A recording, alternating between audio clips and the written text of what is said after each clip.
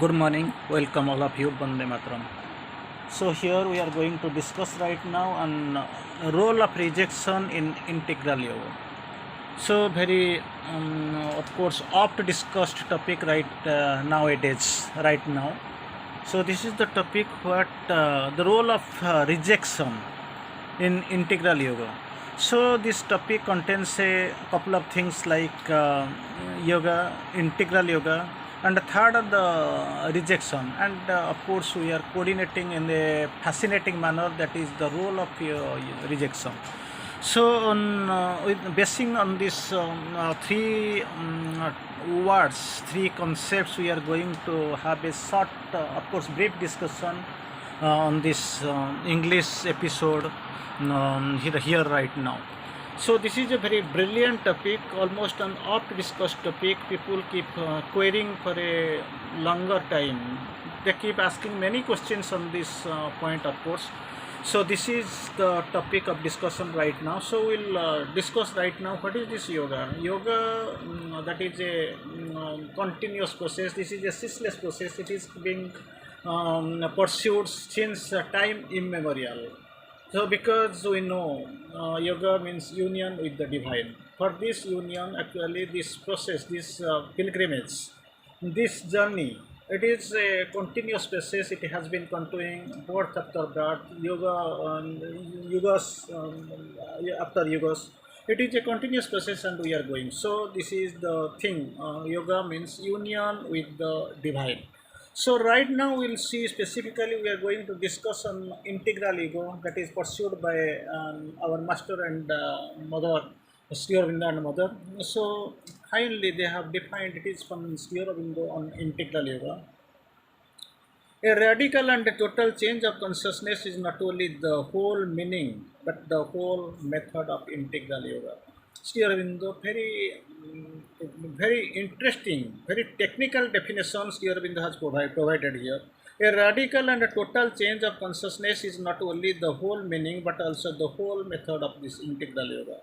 Then again, Sri Aurobindo tries to quote another some greater clarity from Sri Aurobindo. It comes in this way. It is not the rationalization but supramentalization. Very clearly, Sri Aurobindo has quoted the very much purpose, the aim, the objective is the supramentalization, not rationalization. So, not the moralizing but the spiritualizing of life, that is the object of this yoga. What is the object really? Not rationalization but supramentalization. Second, not moralizing but spiritualizing of life, that is the object of yoga. Again, Sri Aurobindo quotes beautifully. All the revelatory aspects of the divine must be caught in the whole wide net of the integral yoga. So entire thing, there is a net. So net, it is there to catch hold of everything, leaving none, taking all. So all the revelatory aspects, what is there now? Concealed. These revelatory aspects of the divine who is now concealed behind the scene. It is actually hidden aspect, not coming to the picture. Actually, for that his revelatory aspect of the divine must be caught in the wide net of the integral yoga. So two things here, it is very much prominent. We can see divine is concealed, and its aspect has to be revealed, and how the wide net of the integral ego. So the ego, it has got a big meaning, deeper meaning. That is why still in the wide net of the integral ego, it is capable and definitely catch hold of the revelatory aspects of the divine. Again, we'll go a little bit to quote on rejection, of course, how Sri Aurobindo has quoted in his initial writings, specifically when he was describing the paths of the yoga. Here rejection was coming, aspiration, rejection and surrender. There also Sri Aurobindo has quoted nicely rejection of the movements of the lower nature, number one. Rejection of the mind's ideas, opinions, preferences, habits, constructions. So did all these mind's ideas, opinions, preferences, habits, constructions, so that the true knowledge may find free room in a silent mind. Rejection of the vital, again rejection of the initial, that is mind, Again, here the comes for the vital rejection. Rejection of the vital natures, the desires, demands, cravings, sensations, passions, selfishness, pride, arrogance, lust, greed, jealousy, envy, hostility to the truth, so that the true power and joy may pour from above into a large and consecrated vital being. So just imagine, initially it was mind. So the knowledge will come, and knowledge may find free room in a silent mind. That was actually preparing the mind to pour knowledge. Here, the rejection, through this rejection of the vital natures, desires, demand, cravings, and does that. So what will be happen? The true power and joy may pour from above into a calm, large, and consecrated vital being. Then comes really our physical aspect. Rejection of the physical natures. What are the aspects that is actually better held in the physical aspect? Human physical nature: stupidity, doubt, disbelief, obscurity, obstinacy, pettiness, laziness, unwillingness to change, tamasa. These are the conditions it has to be changed. Rejection, rejected, so that the stability of light, power, and ananda, initially through mind knowledge, through vital strength and power and joy, through the physic, of course, light, power, and ananda may establish itself in your body, growing always more divine. So everything integrally it has to be rejected. It must be discovered. It must be rejected. Against here in the quotes beautifully in his description to a couple of lines. We will try to quote from Aurobindo from here and there from different parts. Here, but actually this rejection really it is coming. Still in the first course, detect first you have to detect, then there will be a possibility of rejecting it altogether. Detect first what is false or obscure in you. Two things are there, false and obscure in you, that must be detected first, and persistently reject it. Not at a time you are not going to be succeed in throwing it out. So then alone can you rightly call for the divine power to transform you. This is the criteria. You have to detect it first, what is false and obscurity is there. Second, persistently you have to reject it, then alone can you rightly call for the divine power to transform you. Again, the transformation must be integral. How? The integral, therefore the rejection of all that withstands it. Everything must be integrally, not in a power, in one sided, in one part you are rejecting and another power you are trying to keep it for the further purpose. This is not. In one way you are calling and another way you are rejecting. That is not the thing. So if that is, don't imagine mothers sharing this message. Don't imagine that truth and falsehood, light and darkness, contrariety, surrender and selfishness again can be allowed to dwell together in the house that is consecrated to the divine. It may stay anywhere in others, the people who are staying in the obscurity, darkness, ignorance. It is possible for them because they don't know what really is. But the once this heart is consecrated to the divine, means that beautiful abode for the meant for the God divine, there all this contrary duality can never stay.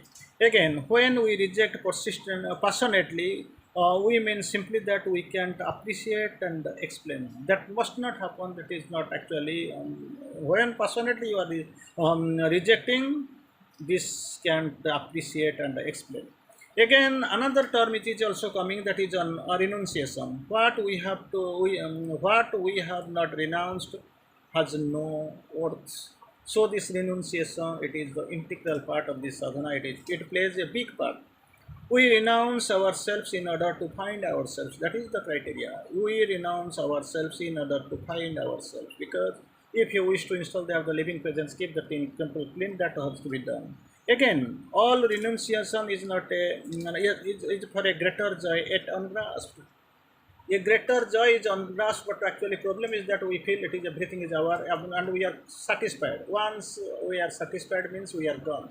When somebody stops aspiring, he begins to die. No progress, no growth, nothing. That saturation is coming. Next phase is only decay and death. But so that we have to do, renunciation is indispensable. But true renunciation is the inner rejection of the desire and egoism. That has to be understood, that has to be taken care of, that has to be discovered. Then only comes the rejection part. That will start. Or otherwise somebody will say, okay, you reject everything. That is bad. Then what is bad? Your wife is quarreling with you. your son is little bit actually aggressive, then you will reject it. So you have to detect what is the where lies the problem. Then when it is when there is strike the iron when it is hot. Unnecessary, you will simply throw your wife. You will throw one day. You will find something in you. You will throw yourself. That is the criteria, not the thing. That first it must be understood. Second thing that must be discovered. Third thing you have to try to reject, and it is not a on one day process. It is a continuous process. Again, we'll go for the final phase of election on detects the final phase of discussion, that is on of course rejection. Here in the course beautifully, divinization itself does not mean the destruction of the human elements. So many, that's what we are discussing. So many elements are there, but actually they are not going to be destroyed. Destruction of physical things in our yoga is forbidden. So what have done? We know the another term. All the avatars, all the gods, they came. The purpose was there to something like dharma sansthapanarthaya sambhavami yuge yuge. They actually they adopted the method of ruin, destruction. But here actually this divinization, this is the new term, that for the divinization actually for this destruction of human elements is not at all necessary. It means that taking them off once, number one, taking them off, showing them the way for their own perfection. That has to be changed, that has to be more modded, that has to be modified, and raising them to the purification and perfection to their full power and ananda. That's what. They must be taken care of. Secondly, they must be realized. They must be they must be showed the way of perfection. Again, they must be raised towards the purification and perfection with to their full power and ananda. And that means that raising again the whole earthly life to the full power of the ananda. So again, we are going to discuss the first condition of getting rid of the desire is therefore to become conscious with the true consciousness. That is what they require. You have to become the conscious. That is the initial requirement. For then, it becomes much easier to dismiss it. So dismiss it, not but we are thinking that is some type of suspension. Like for some time it is getting suspended, then it will again come back. So that first you have to this thing conscious of the inner true consciousness. Then actually you have to reject and dismiss it when one has to struggle and it were a constituent part of the ourself to be thrown out of the being. That is what the requirement. So again, the difference between suppression and the inward essential rejection is the difference between the mental or moral control and the spiritual purification. Here, simply we are actually making a compromise. Simply, we are letting it to sleep, and after some time it will come out. But thing is that when actually rejection, it is a spiritual, spirit is the matter of the spiritual things will take place in the purified manner.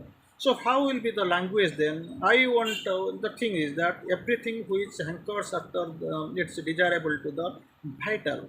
So, but the desire has to be rejected. How? I want desire. That is what the question. I want the desire in quiet.